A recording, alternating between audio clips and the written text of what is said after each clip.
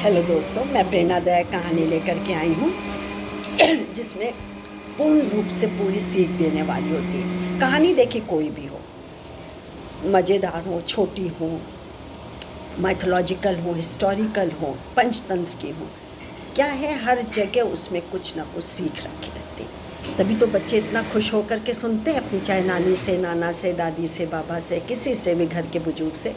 वो अपना best time नानी दादी के साथ गुजारना चाहते हैं, क्योंकि कहानी सुनने का शौक़ होता है। और कहानी में जो अच्छा पात्र है, जिसको पुरस्कार मिला है, सराहना मिलती है, प्रशंसा होती है, वैसे ही पात्र वो अपनी कल्पना में अपने को उतारते हैं और आगे वैसे ही पात्र बनने की कोशिश करते हैं।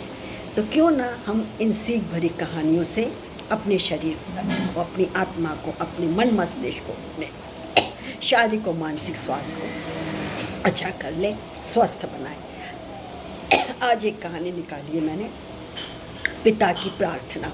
जी हाँ, पिता है, गुरु है, भगवान है, जो भी मान लीजिए। एक बार की बात है, पिता पुत्र जो कि है समुद्र के रास्ते से, नदी के रास्ते से अपना बिजनेस करने के लिए निकले जलमार्ग से, और चलते चलते वो रास्ता भटक गए। अब क्या करें, और भूख प्यास से बेचैन भी थे। और देखा कि उन्होंने वहाँ पे 2 टापू उन्हें दिखाई दिए। तो पिता ने कहा कि बेटा देखो, और उनकी नौका भी टूट गई थी।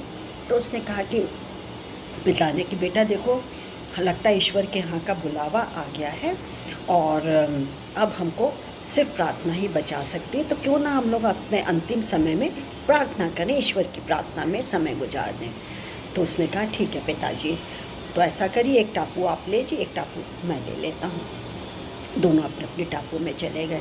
वहाँ पे बेटे ने प्रार्थना की कि हे प्रभु, या कोई भी मुझे देख रहा है, मेरी बात सुन रहा हो, तो आप मुझे यहाँ पे पेड़ पौधे, फल फूल आप दे दीजिए, जिससे कि मैं अपने पेट की आग बुझा सकूँ, मैं खाना खा सकूँ, मैं कुछ तो खाऊँ। तो उसने ठीक है, कोई रास्ता भी नहीं सूझा था। और उसने जैसे ही कहा वैसे ही वहाँ पे पेड़ पौधे लग गए, फल फूल आ गए, मीठे मीठे फल आ गए।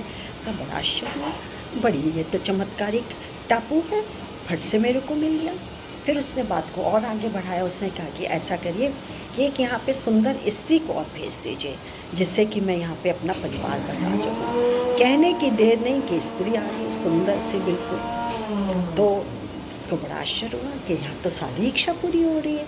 तो उसने कहा कि एक काम और करिए प्रभु, कि मेरे लिए एक नौका भेज दीजिए, और मैं जिससे कि यहाँ से निकल सकूँ। देखा नौका खड़ी है, बड़ा खुश हुआ, और वो नौका पे सवार होके बढ़ने लगा। तभी आकाशवाणी हुई कि अरे तुम कुछ भूल रहे हो। बोला क्या, मैं क्या भूल रहा हूँ? बोले कि तुम भूल रहे हो कि तुम अकेले जा रहे हो। तो बोला तो फिर क्या हुआ? तो बोले कि नहीं, तुम्हारे साथ तुम्हारे पिता थे, उनको नहीं ले जाओगे? बोले अब तो वो वैसे भी वृद्ध हो गए हैं, और उनकी प्रार्थना तो सुनी नहीं गई, मेरी प्रार्थना सुनी गई है। उन्होंने कोई पवित्र काम नहीं किया होगा, मैंने पवित्रता से भगवान का या ईश्वर का या जिसका भी मनन किया, चिंतन किया, प्रार्थना की, मेरी प्रार्थना स्वीकार कर ली। तो आकाशवाणी फिर हुई। बोले जानते हो तुम्हारे पिता ने क्या प्रार्थना की? बोला नहीं, मैं तो नहीं जानता। बोले सुनो, तुम्हारे पिता ने कहा, प्रार्थना की कि हे ईश्वर, हे प्रभु, आप जहाँ कहीं भी हों, बस इतना करिएगा कि मेरे बेटे को सकुशल घर पहुँचाइएगा, और जो भी वो मांग रहा है उसकी इच्छा पूरी कर दीजिएगा, और सकुशल वो घर पहुँच जाए। कहानी समाप्त। देखिए क्या चमत्कार, कैसे एक पिता की बातों में, माता की बातों में, गुरुजनों की बातों में क्या भगवान का वास होता है। और हमें जो भी सुख, समृद्धि, मान, यश, मर्यादा, धन, संपत्ति और सुविधाएं जो मिल रही हैं, उसके पीछे किसी अपने की ही प्रार्थना हमको मिलती है, और शक्ति ज़रूर मिलती है। लेकिन हम क्या हैं, नादानी में, नेग्लिजेंसी में रहकर, अपने अभिमान, दंभ के वश में आकर इन सबको अपनी उपलब्धि मानने की भूल करते रहते हैं। और जब ज्ञान होता है तो असलियत का पता चलने पर पछतावे के अलावा कुछ नहीं होता, पछताना होता है, हाथ मलना होता है। ठीक है ना? तो इसके लिए एक कोटेशन सुनिएगा, लोग प्यार करने के लिए बनाए गए हैं और चीज़ें इस्तेमाल करने के लिए।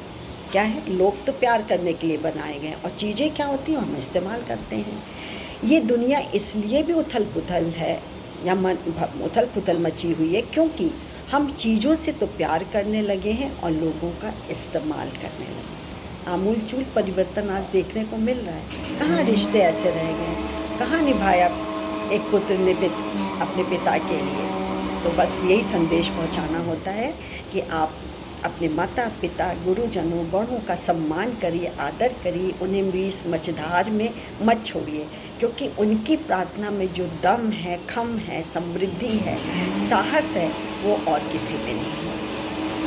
तो मेरा आपको नमस्कार। मैं doctor Manju Jain, retired associate professor commerce and saint degree college Kanpur. आज के लिए इतना ही, फिर एक कहानी के साथ आऊँगी। नमस्कार, मुझे इजाज़त दीजिए। Thank you, bye.